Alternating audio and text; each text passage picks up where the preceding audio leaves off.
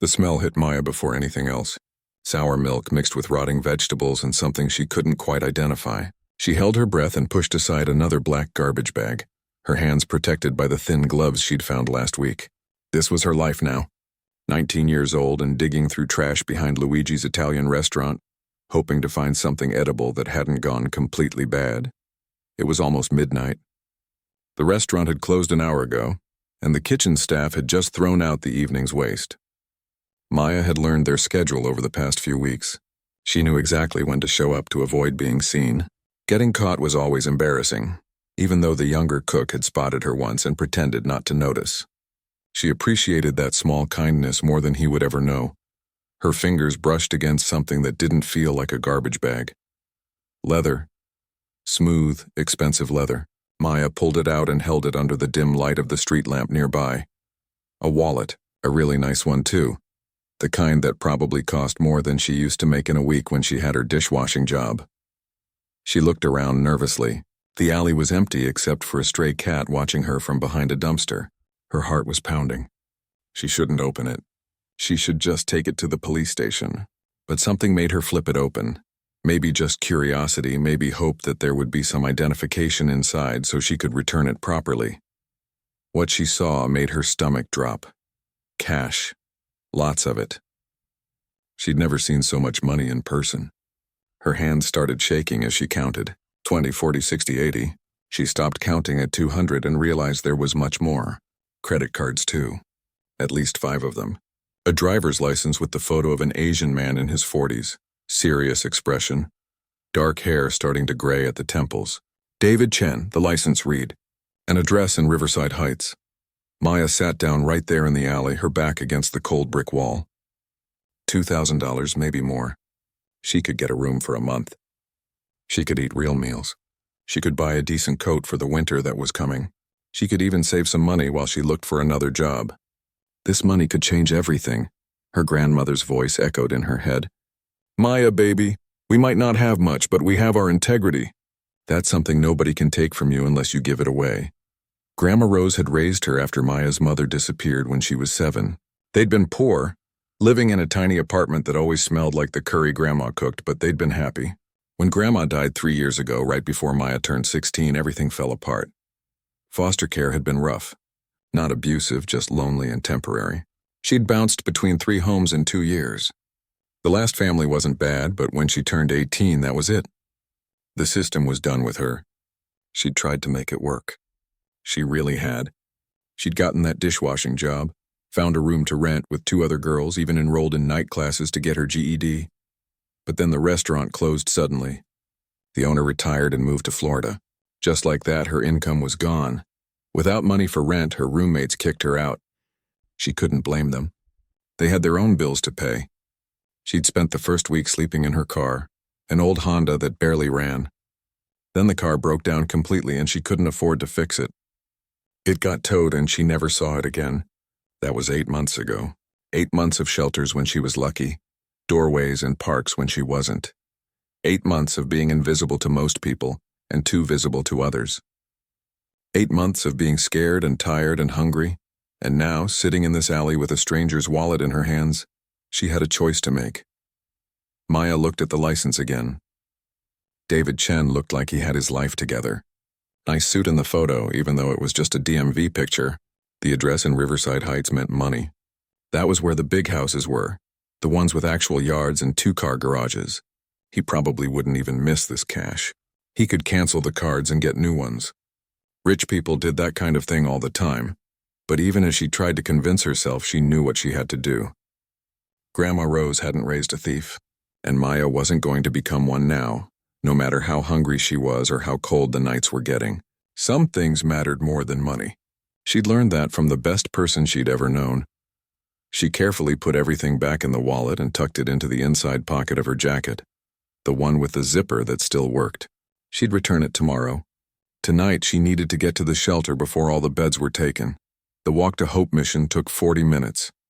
Maya's feet hurt in her worn sneakers and the October wind cut through her thin jacket. She kept one hand over the pocket with the wallet, protecting it like it was made of gold.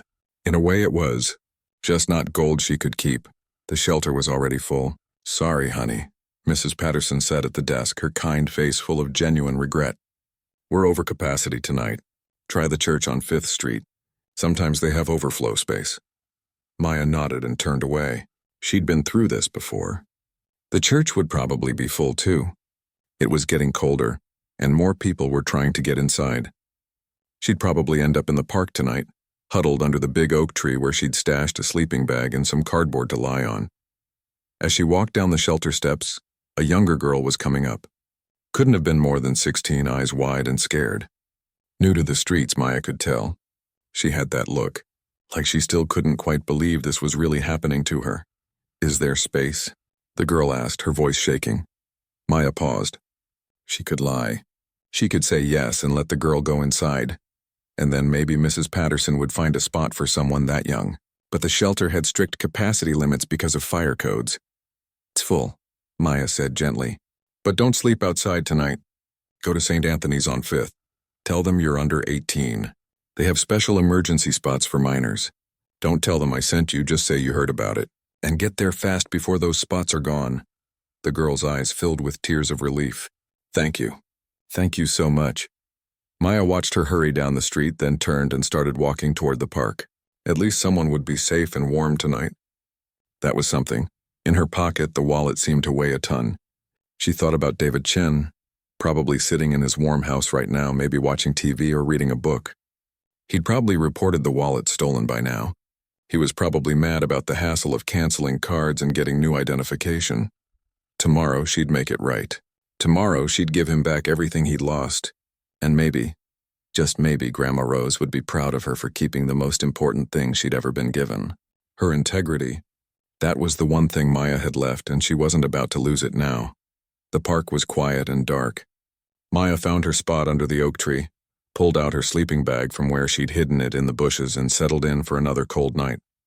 She kept the wallet close, checking every few minutes to make sure it was still there. Protecting someone else's money while she had nothing felt strange. But it also felt right. As she finally drifted off to sleep, she thought about the long bus ride she'd have to take tomorrow to get to Riverside Heights. It would use up what little money she had left. But some things were worth more than bus fare. Some things were worth more than everything. Maya woke up to someone shaking her shoulder. Her eyes shot open, heart racing. A police officer stood over her, flashlight pointed at the ground now, but clearly having been in her face moments ago. "You can't sleep here," he said, not unkindly but firm. "Park closes at dusk. You need to move along." She scrambled up, stuffing her sleeping bag into her backpack. "Sorry, officer. I'm going." He watched her gather her things, and she felt his eyes on her the whole time. She'd learned that some cops were understanding and some weren't. This one seemed somewhere in between. As she hurried away, she checked her pocket. The wallet was still there, safe and sound. The morning was cold and gray, the kind of October day that promised winter wasn't far off. Maya's back ached from sleeping on the hard ground, and her stomach growled so loudly she was sure people could hear it from across the street. She hadn't eaten since yesterday afternoon when she'd gotten half a sandwich from a church lunch program. She needed to return that wallet today, but first she had to figure out the bus route. The public library opened at 9, and she could use their computers to look up directions. She had 3 hours to kill. Maya walked to the McDonald's on 3rd Street. She had exactly $2.35 in her pocket, money she'd earned helping an elderly man carry his groceries last week. She ordered a small coffee and sat in the corner booth, making it last as long as possible. The warmth of the restaurant was almost as good as the coffee itself. She watched people come and go. Families with kids heading to school, business people grabbing breakfast before work. Everyone looked so normal, so put together. Did they ever think about people like her? Did they wonder why that girl in the corner was making one small coffee last for 3 hours? A woman in a business suit sat down at a nearby table with her daughter, maybe 7 or 8 years old. The little girl was complaining about her breakfast sandwich. "I don't like this one, Mom. Can we get a different one?" The mother looked tired. "Sweetie, we just bought that. You need to eat it." "But I don't want it." Maya remembered being that age, remembered Grandma Rose taking her to McDonald's as a special treat once a month.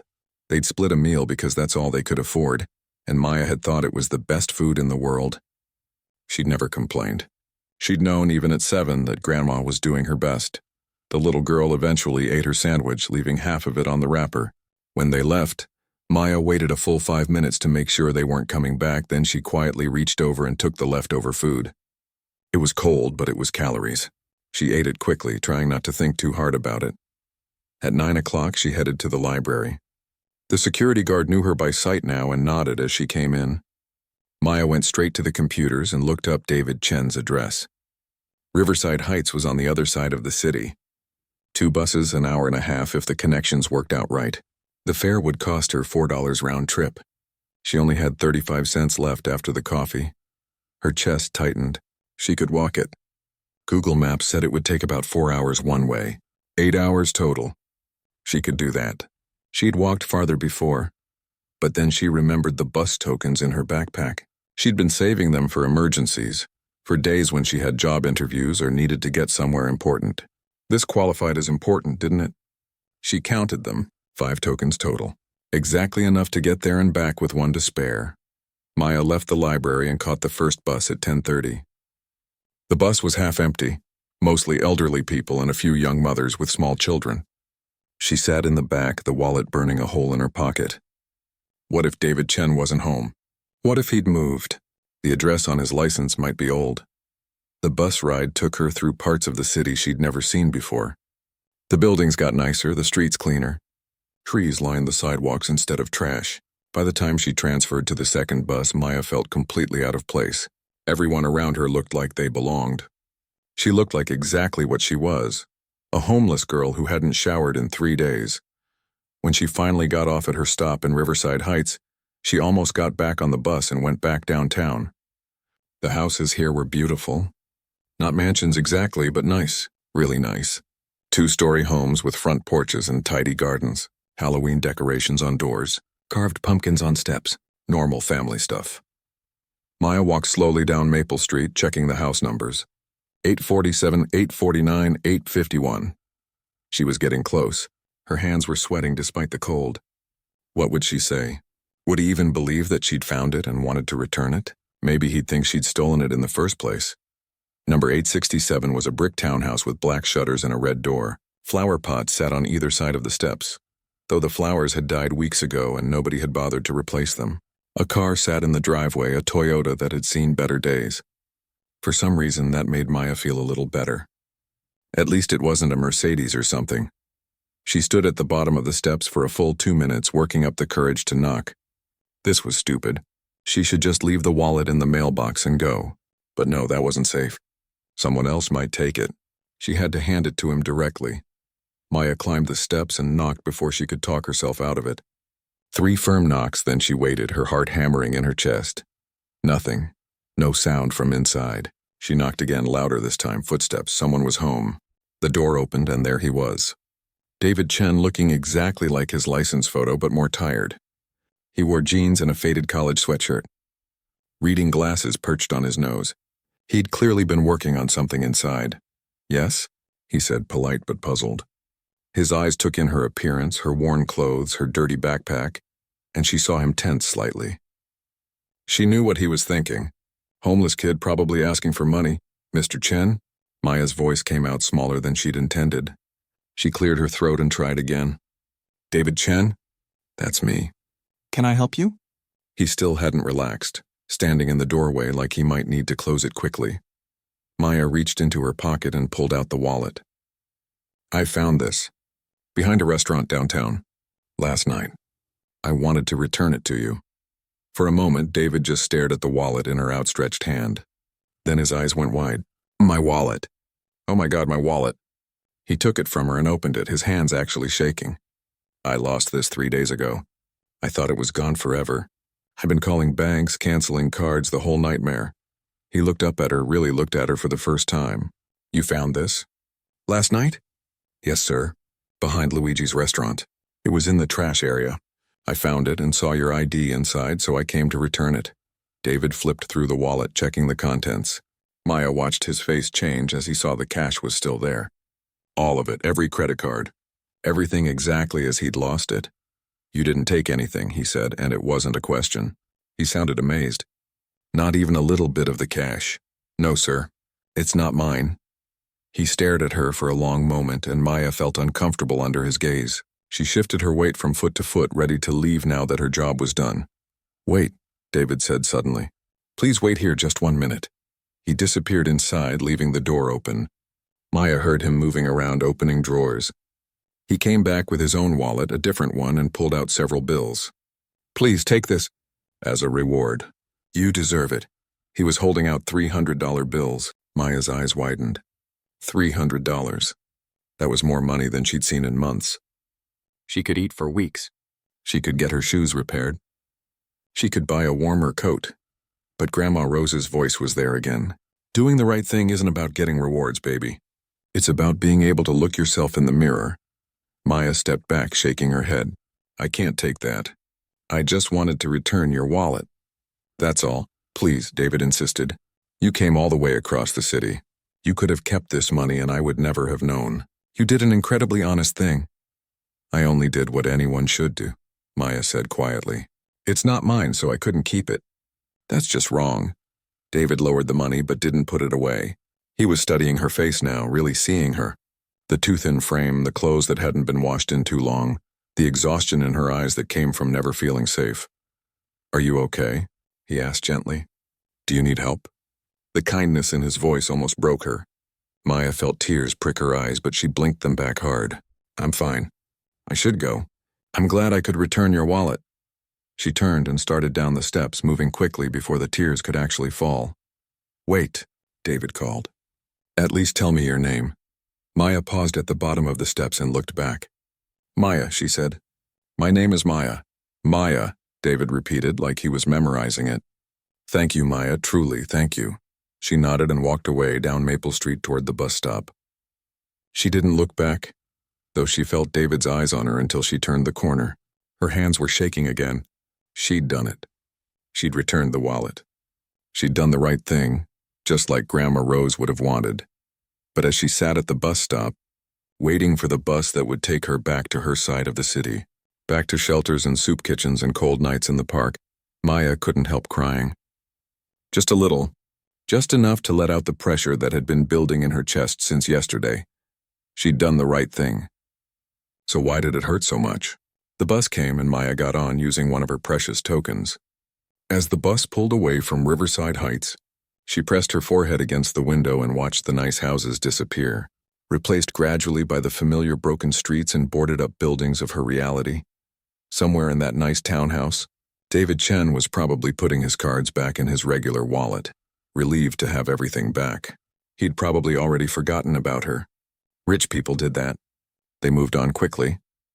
Maya couldn't know that David Chen was standing at his front door, the $300 still in his hand, watching the street where she'd disappeared. She couldn't know that his mind was racing with questions. She couldn't know that he had no intention of forgetting her. Not at all. David Chen couldn't stop thinking about the girl who'd returned his wallet. Maya. She'd looked so young, so tired, so clearly struggling, and yet she'd refused $300. In his 43 years of life, he'd learned that most people said they'd do the right thing. But when actually tested, when hungry and desperate, most people would take the money and justify it somehow. But not Maya. She'd walked away like the money meant nothing, even though everything about her screamed that she needed it desperately. The next morning, David drove back to Luigi's restaurant where Maya had said she found the wallet. He'd told himself he was just curious, just wanted to see the place. But he knew he was looking for her. When he didn't find her, he talked to the kitchen staff during their lunch prep. "Yeah, I've seen her," the young cook said, wiping his hands on his apron. "Skinny girl, long dark hair. She comes by sometimes after we close. Never causes trouble. Just looking for food, I think. I pretend not to notice. These folks, they're just trying to survive, you know?" David thanked him and left. Over the next week, he couldn't let it go. He started asking around at the shelters, showing Maya's description. At Hope Mission, Mrs. Patterson remembered her immediately. "Oh, Maya. Sweet girl. Comes here when we have space. Always polite, always helps out when she can, even though she's got nothing herself." Mrs. Patterson leaned forward, lowering her voice. "She's had a rough go of it. Aged out of foster care. Lost her job when that restaurant on 8th Street closed. Been on the streets about 8 months now." "Does she come here regularly?" "When there's space. We're always full these days. Weather's getting cold. Mrs. Patterson studied him with knowing eyes. You the wallet guy? David blinked. How did you know? She told me about it. Proud as anything she was. Said she did the right thing, just like her grandmother taught her. That girl's got character, Mr. Chen. Real character. The kind you can't teach if it's not already there. Did she mention anything else? About her situation? Mrs. Patterson shook her head. Maya doesn't talk much about herself. Keeps things private. But I know she's been trying to get her GED. Goes to the library every day to study when she can. Had a dishwashing job at Romano's, but that place shut down suddenly. Owner retired. Maya's been looking for work since, but it's hard when you don't have an address or a phone number for people to reach you. David left the shelter with more questions than answers. That night he sat at his kitchen table staring at the wallet Maya had returned.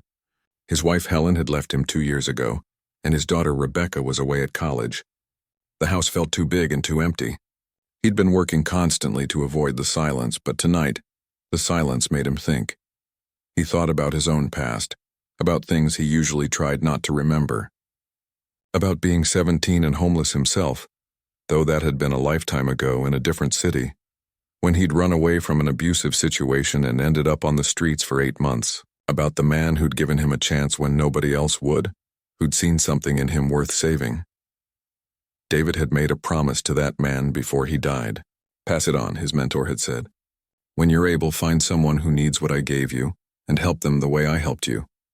He'd kept that promise over the years, quietly helping young people get on their feet. But something about Maya felt different. The way she'd refused the money, the way she'd walked away even though she clearly needed help. She reminded him of himself at that age, too proud to beg, too honest to steal, too stubborn to give up. Meanwhile, Maya's life was getting harder. The shelter had been full for 3 nights straight. She'd been sleeping in different places, moving around to stay safe. Her ankle was bothering her from all the walking, a dull ache that never quite went away. She'd sprained it badly 6 months ago, jumping out of the way of a drunk guy who'd tried to grab her, and it had never healed properly. On Tuesday night, Maya was in her usual spot in the park, under the oak tree, when she heard crying. Soft, scared crying coming from the bushes nearby. She got up, every instinct telling her to stay out of it, to keep her head down. But the crying sounded young. Hello? Maya called softly. Are you okay? A girl emerged from the bushes, maybe 15 or 16. Her face was bruised, split lip still bleeding a little. Her clothes were dirty and torn. Maya's heart sank. She knew what that meant. Someone had hurt her. Hey, it's okay, Maya said gently. I'm not going to hurt you. My name's Maya, what's yours? Riley? The girl whispered, hugging herself. Please don't call the cops, please, they'll send me back and I can't go back there. Maya recognized that fear. She'd felt it herself in some of her foster homes. I'm not calling anyone. Come sit down. Do you need water? I have a bottle. Riley followed her to the oak tree and sat down heavily, wincing. Maya handed her the water bottle and watched her drink. The bruises on her face were fresh, maybe a few hours old. What happened? Maya asked quietly. These guys? 3 of them. They tried to... Riley's voice broke. I got away, but they hurt me pretty bad. One of them kicked me in the ribs when I ran. Maya's hands clenched into fists. She knew those guys. Well, not those specific ones, but she knew the type. The predators who lurked around looking for vulnerable people, especially young girls who were alone. Do you have anywhere to go? Family, friends? Riley shook her head. Ran away 3 weeks ago. My stepdad, he was... I couldn't stay there anymore. I thought I could make it on my own, but... She started crying again. Maya put an arm around her shoulders. Listen to me. You're going to be okay. There's a place called St. Anthony's on 5th Street. They have special spots for minors. You tell them you're under 18 and you need emergency shelter. They'll take you in tonight, I promise. I don't have money for a bus, neither do I, but it's only about a mile from here. Can you walk? Riley nodded, even though she was clearly in pain. Maya helped her up and they started walking. It took them 40 minutes because Riley had to stop several times, holding her ribs. Maya kept one eye out for trouble the whole way, ready to run if those guys appeared. When they finally reached St. Anthony's, Maya walked Riley to the door. A kind-faced nun answered their knock, took one look at Riley and immediately put an arm around her. Come in, child. Let's get you cleaned up and fed. Thank you, Riley said to Maya.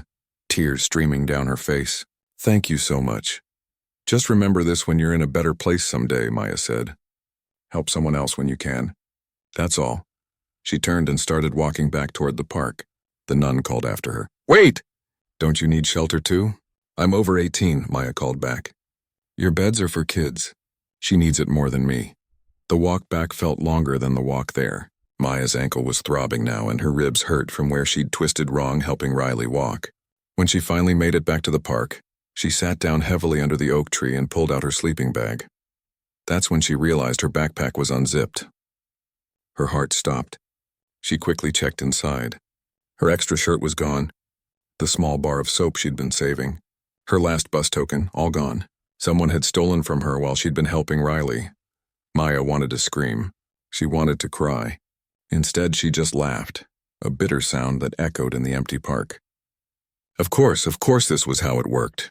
She helped someone and someone else robbed her. That was the way of the streets. Kindness was seen as weakness and weakness got you hurt. Her last bus token was gone. That meant she couldn't get to job interviews. She couldn't get to the library easily. She couldn't get anywhere without walking for hours. The soap meant she'd have an even harder time staying clean, which meant she'd have an even harder time getting hired anywhere. She lay down in her sleeping bag, her ankle throbbing, her heart heavy. For the first time in months, Maya seriously wondered if she was going to make it. If this was how her life would end, cold, alone, forgotten in some park. That night she barely slept. Every sound made her jump. She kept thinking about those guys who'd hurt Riley, wondering if they'd come back, if they'd find her here alone. She kept her hand on the small pocket knife she carried, the one Grandma Rose had given her years ago. Not much of a weapon, but it was something. When morning came, Maya was exhausted. Her ankle had swollen during the night and she could barely put weight on it. She needed to go to the free clinic, but that was 10 blocks away, and she wasn't sure she could walk that far. She was sitting under the tree, trying to decide what to do, when a shadow fell across her. Maya looked up, squinting into the morning sun, ready to run if necessary. It was David Chen. He stood there in his casual clothes, holding 2 coffee cups and a bag from McDonald's. His face was serious, concerned. Maya's first thought was that she must be dreaming. Why would he be here? "Hello, Maya," he said softly. "I've been looking for you." Maya struggled to stand up, wincing at the pain in her ankle. "Mr. Chen? What are you doing here?" "I wanted to talk to you. I've been searching for days. Mrs. Patterson at Hope Mission told me you sometimes sleep here when the shelter's full." He held out one of the coffee cups and the bag. "I brought breakfast. Would you talk with me, please?" Every instinct told Maya to refuse, to walk away. But her ankle hurt too much to walk anywhere, and the smell of that food was making her stomach cramp with hunger. Slowly, she took the coffee and the bag. "Thank you," she said quietly, "but I don't understand. Why were you looking for me?" David sat down on the ground, not caring about his nice jeans getting dirty. "Because I need to tell you something. A story about a boy who was once exactly where you are now, and about the man who saved his life by giving him a chance. Will you listen?" Maya sat back down, cradling the warm coffee in her cold hands. "Okay," she said. "I'll listen." And David Chen began to talk, telling her about a past he rarely shared with anyone. A past that would change everything for Maya, if only she was brave enough to accept what he was about to offer. If only she could let someone help her the way someone had once helped him. In that moment, sitting under an oak tree in a public park, both of them damaged in different ways, both of them searching for something they'd lost. The trajectory of Maya's life began to shift. She didn't know it yet, but David did. He'd seen it happen before 25 years ago, when someone had sat down next to him and offered him hope when he had none left. Now it was his turn to be that person, and Maya, whether she knew it or not, was about to get the chance of a lifetime. Maya opened the McDonald's bag with shaking hands. Inside were 2 breakfast sandwiches, hash browns, and orange juice. She looked at David, suspicious and confused. Nobody gave this much without wanting something in return. That was a lesson the streets had taught her well. "Go ahead and eat," David said gently. "I know you're hungry. We can talk while you eat." Maya bit into the sandwich, trying not to wolf it down like an animal even though her body was screaming at her to eat faster. David sipped his coffee and waited until she'd gotten a few bites in before he started talking. "I was 17. he said, staring out at the park. My father was an alcoholic. Violent when he drank, which was every day. My mother had left when I was 12, just disappeared one night. Couldn't blame her, really, but she left me behind. One night, my father came home drunk and angrier than usual. He had a broken bottle. I knew that if I stayed, one of us wasn't going to survive the night. Maya stopped eating, listening now. David's voice was steady, but she could hear the old pain underneath it. So I ran. Took nothing but the clothes on my back and $40 I'd hidden in my room. I thought I'd figure it out, you know? Get a job, find a place, but nobody wants to hire a 17-year-old with no address and no phone number. Nobody wants to rent to a kid with no references and no money for a deposit. What happened? Maya asked quietly. I ended up homeless. 8 months on the streets of Chicago. Slept in parks, bus stations, anywhere I could find. Ate from dumpsters. Got jumped twice, robbed 3 times. Lost hope so completely that I seriously considered just ending it. It seemed easier than fighting every single day just to survive. Maya felt a chill run through her that had nothing to do with the October cold. She'd had those thoughts too in her darkest moments. She'd never told anyone, but she'd had them. Then one day I was sitting outside a coffee shop trying to get warm from the heat coming out their door, and this man came out. Richard Santos. He was 50-something, owned a small tech company. He'd made his money, had a nice life. He saw me sitting there, and instead of walking past like everyone else, he stopped and asked me if I wanted a job. David smiled at the memory. Just like that. Didn't ask me why I was there. Didn't lecture me about poor choices. Just offered me work. Cleaning his office building at night. It wasn't much, but it came with a small room in the basement where I could stay. A place to sleep, a door with a lock, access to a bathroom. It might as well have been a 5-star hotel. Maya could imagine it. A room with a door. A lock, safety, it sounded like heaven. But Richard didn't stop there. He saw something in me, I guess. He made me go back to school, get my GED. Then he helped me enroll in community college. Paid my tuition himself. Said he was investing in my future. When I told him I wanted to study computer science, he taught me everything he knew. Let me work on real projects. Trained me like I was his own son. That's amazing, Maya said. She could hear the emotion in David's voice when he talked about Richard. He saved my life, not just from being homeless, but from giving up entirely. He showed me that I was worth something, that my circumstances didn't define my value. And before he died 10 years ago, he made me promise something. David looked directly at Maya now. He made me promise that when I was in a position to help someone the way he'd helped me, I would do it. That I'd look for someone who needed a chance, someone with character and integrity, and I'd give them the same opportunity he gave me. Maya's heart started beating faster. She thought she knew where this was going, but it seemed too impossible to believe. I kept that promise. Over the years, I've helped 9 young people get back on their feet. Gave them jobs, helped with housing, supported them while they went to school. Not all of them made it. 3 of them fell back into old patterns, made bad choices. But 6 of them are doing well now. Really well. One's a nurse, 2 are teachers, 1 runs his own business. They made something of their lives because someone gave them a chance. That's really good of you, Maya said, not sure what else to say. David set down his coffee and looked at her seriously. Maya, you're number 10. Or you could be, if you'll let me help you. The sandwich turned to dust in her mouth. What? I run a company. Chen Technologies. We do IT support and software development for small businesses. It's not huge, but we do well. I started a private apprenticeship program in Richard's name. It's for young people aged 18 to 25 who are experiencing homelessness but who have demonstrated character and drive. People who just need a chance. Maya's hands were shaking again, but this time not from cold or hunger. I don't understand. You want to give me a job? Just like that? Not just a job. The program provides housing in a supervised apartment building, a living wage while you work and learn, help with getting your GED or enrolling in college, job training, mentorship. It's a 1-year commitment. If you complete the program successfully, you'll have real skills, real job experience, and I'll help you find permanent employment either with my company or somewhere else. It sounded too good to be true. Way too good. Maya's defenses went up immediately. Why me? You don't even know me. I could be a terrible person. I could steal from you or mess everything up. You could, David agreed, but I don't think you will. You returned my wallet with over $2,000 in it when you were desperate and hungry. You refused a reward when you clearly needed money. Mrs. Patterson told me you help other people at the shelter even though you have nothing yourself. You helped that girl last night get to safety when you could have just kept walking." Maya froze. "How did you know about that?" "I was looking for you.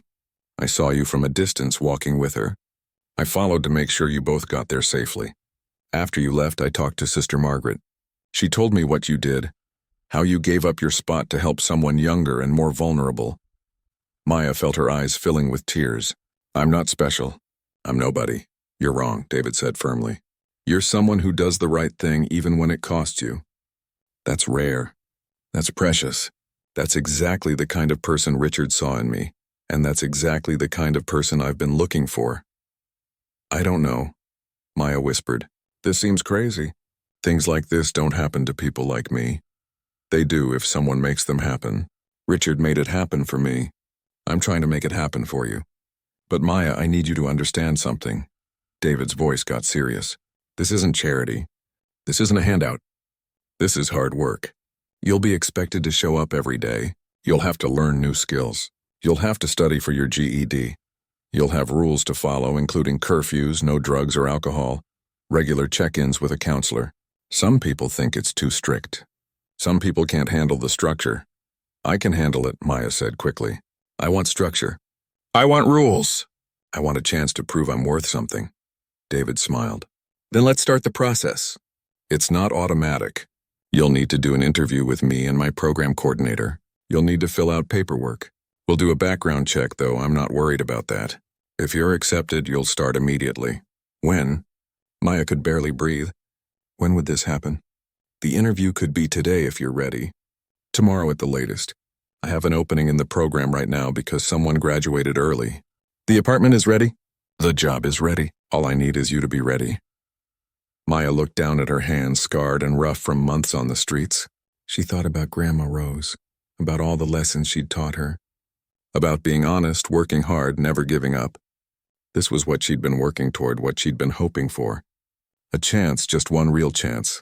But fear gripped her heart. What if she failed? What if she wasn't good enough? What if she let David down the way she'd let down everyone else in her life? "I can see you're scared," David said quietly. "That's normal. I was terrified when Richard offered to help me. I almost said no because I was so afraid of failing. But he told me something I've never forgotten." David paused and his voice got thick with emotion. He said, "The only true failure is not trying. Everything else is just learning." A tear rolled down Maya's cheek. "What if I'm not smart enough? I never finished high school. I'm not good at much of anything. You're smart enough. You survived 8 months on the streets without losing your humanity or your integrity. That takes more intelligence and strength than most people will ever need in their comfortable lives. And as for skills, that's what we're there to teach you. Nobody starts out knowing everything." Maya wiped her eyes with her sleeve. "Why does it have to be an interview? Can't you just give me the job? Because I need you to prove to yourself that you earned this. It's not about me believing in you, though I do. It's about you believing in you. When things get hard, and they will, you need to know you got here on your own merit, not just because I felt sorry for you." That made sense. Maya nodded slowly. "Okay, I'll do the interview. When? How about this afternoon? 2 o'clock at my office. I'll give you the address. Do you need bus fare to get there?" Pride made Maya want to refuse, but practicality won out. She needed this too badly to let pride get in the way. "Yes, I lost my last bus token yesterday." David pulled out his wallet and gave her a $20 bill. "Take this. Get yourself something to eat before the interview, too. And Maya, try to believe that you deserve this opportunity, because you do." He stood up and handed her a business card with the office address. 2 o'clock. "Don't be late." "I won't be," Maya promised. "Thank you, Mr. Chen. Thank you so much. Call me David and don't thank me yet. Thank me when you complete the program and build the life you deserve." He walked away, leaving Maya sitting under the oak tree with a business card in one hand and a $20 bill in the other. She looked at them both, then looked up at the sky. "I hope you're watching this, Grandma," she whispered. "I'm getting my chance. I'm really getting my chance." The rest of the morning passed in a blur. Maya went to the public bathroom at a gas station and did her best to clean up. She used some of the $20 to buy a clean shirt at a thrift store and a bar of soap. She washed her face and hands thoroughly, brushed her teeth with the toothbrush she'd gotten from the shelter, and tried to make herself look presentable. At 1:30, she caught the bus to David's office. Chen Technologies was in a modest building in an office park. Not fancy, but professional. Real. Maya stood outside for 10 minutes, gathering her courage, watching people go in and out. They all looked normal, like they belonged in the world of offices and jobs and paychecks. Could she really do this? Could she really go from sleeping under a tree to working in an office? It seemed impossible. But then she thought about Grandma Rose. She thought about all the nights she'd gone to bed hungry but honest. She thought about Riley, safe at St. Anthony's because Maya had helped her. She thought about returning David's wallet when she could have kept it. She'd already done impossible things. This was just one more. Maya took a deep breath, squared her shoulders, and walked through the door. A receptionist looked up and smiled. "Can I help you?" "I'm Maya," she said, her voice stronger than she felt. "I have a 2 o'clock interview with David Chen." "Oh, yes. He's expecting you. Have a seat and I'll let him know you're here." Maya sat in the waiting area, her heart pounding. This was it. This was her chance. The only question now was whether she had the courage to take it. The interview lasted 2 hours. David and a woman named Lisa Rodriguez, the program coordinator, asked Maya questions about her life, her goals, her challenges. They didn't judge her for being homeless. They didn't make her feel small or ashamed. They just listened and took notes. "Why do you want this opportunity?" Lisa asked. She was in her 30s with kind eyes and a professional manner that made Maya feel both nervous and safe. Maya thought carefully before answering. "Because I want to prove that my circumstances don't define who I am. I want to show that I can be more than just a homeless girl. I want to make my grandmother proud, even though she's not here anymore. And honestly, I want to help other people someday the way Mr. Chen is trying to help me. I want to pass it forward." Lisa and David exchanged a look that Maya couldn't quite read. When the interview ended, they asked her to wait outside while they discussed her application. Those 15 minutes felt like the longest of Maya's life. Finally, Lisa came out, and Maya's heart stopped when she saw the woman's serious expression. This was it. They were going to say no. It had been too good to be true, but then Lisa smiled. "Congratulations, Maya. Welcome to the program." Maya burst into tears right there in the waiting room. She couldn't help it. The receptionist brought her tissues, and Lisa put a gentle hand on her shoulder. "It's okay. Let it out. This is a big moment." David came out of his office with a folder full of papers. "These are yours to look over. Housing information, your work schedule, program rules and expectations. Your apartment is ready today if you want to move in. It's furnished with basics. You'll share it with another program participant, a young woman named Nicole, who's been in the program for 4 months." "Today?" Maya whispered. "I can move in today?" "Right now, if you'd like. Lisa can drive you there, help you get settled." An hour later, Maya stood in a small apartment on the 2nd floor of a clean, well-maintained building. It had 2 bedrooms, a tiny kitchen, a bathroom with a shower that worked, and a living room with a couch and a TV. To Maya, it looked like a palace. "Your room is this one," Lisa said, opening a door to reveal a small bedroom with a twin bed, a dresser, and a desk. "Sheets and towels are in the closet. You'll get a small stipend each week for groceries and personal items. Nicole usually cooks dinner around 6. She's excited to meet you." Maya sat on the bed, running her hand over the clean blanket. A bed. A real bed with a mattress and sheets and a pillow. She hadn't slept in a real bed in 8 months. She looked up at Lisa, tears streaming down her face again. "Is this really happening?" Lisa sat beside her. "It's really happening. You start work tomorrow at 8 a.m. We'll get you set up with everything you need. Work clothes, an employee ID, access to the building. David will be training you himself for the first week. After that, you'll work with different team members to learn various aspects of the business. What if I'm not good at it? Then we'll teach you until you are good at it. That's what the program is for. Nobody expects you to know everything on day 1. Lisa handed her a key. "This is yours. Your key to your home. Don't lose it." Maya held the key so tightly it hurt her palm. Her key, her home, her chance. After Lisa left, Maya took the longest, hottest shower of her life. She stood under the water until it started to run cold, washing away months of dirt and fear and shame. When she finally got out, she looked at herself in the mirror. Same face, same too thin body, same scared eyes. But something was different. For the first time in months, she saw hope there. Nicole came home around 6:30. She was 23, with bright pink hair and a friendly smile. "You must be Maya. David told me you were moving in today. Welcome." They made dinner together, just spaghetti with jar sauce, but it was the best meal Maya had eaten in forever. Nicole told her about the program, about how it had changed her life. She'd been homeless for 2 years after her family kicked her out. Now she was 6 months away from finishing the program and had already been offered a permanent position at Chen Technologies. "David's tough but fair," Nicole said. "He expects a lot, but he's always there to help if you're struggling. And Lisa is amazing. She's like the mother figure I never had." That night, Maya lay in her bed staring at the ceiling. She couldn't sleep. Even though the bed was comfortable and she was safe and warm, it felt surreal. Yesterday, she'd been sleeping under a tree. Tonight, she was in an apartment with a locked door and a roommate who seemed nice and a job starting tomorrow. She thought about calling someone to tell them, but there was no one to call. Grandma Rose was gone. She had no other family, no real friends. She was alone in this, just like she'd been alone in everything else. But then she realized she wasn't alone. Not anymore. David had taken a chance on her. Lisa believed in her. Nicole was welcoming her. She had people now. Maybe not family, but people who cared about whether she succeeded or failed. The next morning, Maya was up at 6, too nervous to sleep any longer. She dressed in the simple work clothes David had provided, black pants and a polo shirt with the Chen Technologies logo. She looked at herself in the mirror and barely recognized the person staring back. She looked like someone with a job.